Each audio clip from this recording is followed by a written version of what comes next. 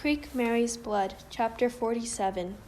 The fort's dark guardhouse room in which Dane was imprisoned was barely long enough for a man to lie on its earthen floor. No light or air entered except through an unchinked crack in the timbers, an opening that afforded him a narrow view of the south side of the fort. From time to time he saw squads of mounted soldiers hurrying around from the corral on the north side. For an hour or so he heard shouts and commands. Occasionally a bugle sounded, and he knew from all the activity that several companies of cavalry were moving out in direction of the ghost timbers. Gradually the fort lapsed into quietness. Sometimes he could hear voices through a thin wall, and he guessed it faced a room where the guards loafed while off duty. A bottle smashed with a tinkle of glass followed by drunken laughter.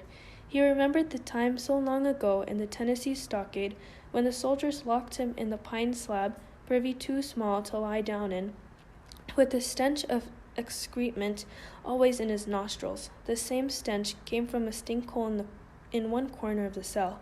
In the dim light, he could see the timbers forming the base of the blockhouse were deep in the ground, and knew that escape by digging would be a slow and difficult task. Nevertheless, he began going at the hard dirt, using his fingers and then a small stone that he unearthed, and the excretion made his head wound bleed and intensified his thirst and hunger, but no food or water was brought him through the endless afternoon. At last the sun went down, and the light coloring the peaceful plain to the south turned from yellow to rose to bronze. And then darkness came. The voices of the soldiers on the other side of the wall came quarrelsome. Two swore loudly at each other, their dispute ending in a drunken fight, the plank wall shaking when a body fell or was pushed against it. Although he had been able to excavate no deeper than the length of his hand, Dane was still digging when he heard the cavalry returning. Again commands echoed through the walls, followed by shouts and brawling laughter. The sounds were more like those of a mob than any army, reminding him of the clamor of the Georgia pony guards when they were robbing the Cherokees at Okaloogie. He waited, remembering the stoicism of Creek Mary when control of action seemed lost, trying not to think of what might have happened at the ghost timbers. After the soldiers swarmed through the gate, the interior of the fort became a bedlam, the noise gradually fading as the men moved toward the farther end of the stockade where the mess tents were. A few minutes later, Dane heard a slight click of metal, an almost furtive scratching. A crack of light showed in the doorway. "Anyone in here?" Dane recognized a low voice. He raised up, brushing his hands against his dusty jeans, and went to the door. "Come on out," Major Easterwood said, holding up a lantern. "You and I are the only sober human beings in Fort Stark."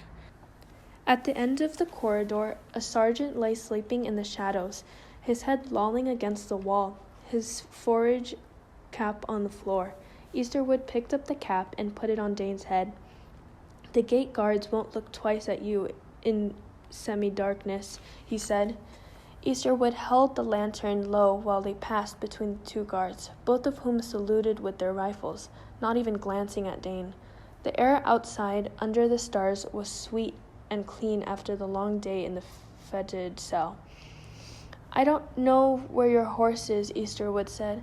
"Found you a living pony, though, bearing U.S. brands." He led the way into the corral. The pony was already saddled. "What happened at the timbers?" Dane asked. "They made the swap. Then Colonel Belcourt ordered an attack, but it was more like a drunken brawl. Some of your people got hurt, more of ours." Easterwood's voice broke under his physical weariness.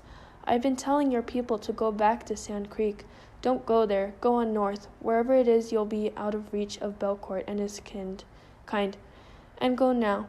Belcourt sent a messenger to Fort Kearney to ask for a Nebraska regiment. Claims he was ambushed by a superior force of Cheyennes at the ghost timbers. "I owe you my life," Dane said, settling into the unfamiliar army saddle.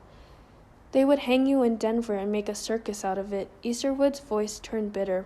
It's ironic that I, the only real Army officer at this post, am committing a court-material offense, aiding a prisoner escape. He offered his hand.